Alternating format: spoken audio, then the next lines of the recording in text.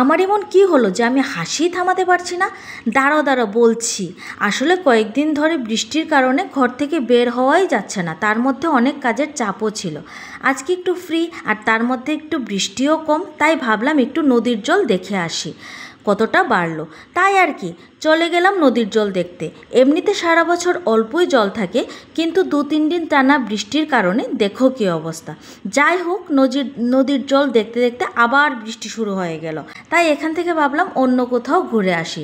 যাবার পথে একটা গাছ চোখে পড়লো, এই গাছটা দেখে আমার খুব ভালো লাগলো, তাই ভাবলাম একটু ফটো তুলে নিই। এরপর এখান থেকে সোজা চলে গেলাম চা বাগানে। কি সুন্দর বৃষ্টি ভেজা চা বাগান, বাহ! এত সুন্দর জায়গা আর আমি ফটো তুলবো না, সেটা তো হতেই পারে না।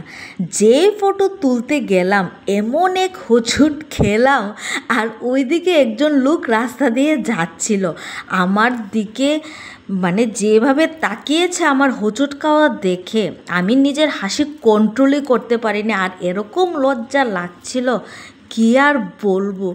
যাই হোক, এত সুন্দর দৃশ্য দেখে আমার মন তো খুবই ভালো হয়ে গেছে। আর বৃষ্টির পর এত সুন্দর একটা মাটির গন্ধ, তার মধ্যে চা বাগানের এই অপরূপ দৃশ্য দেখে আমার মন খুবই ভালো হয়ে গেছে। মন ভালো করে আমি বাড়িতে চলে আসলাম। আর আমার এই ভিডিওটা দেখে কার কার মন ভালো হয়েছে সেটা কিন্তু অবশ্যই কমেন্ট করবে। তো আজকের জন্য টাটা।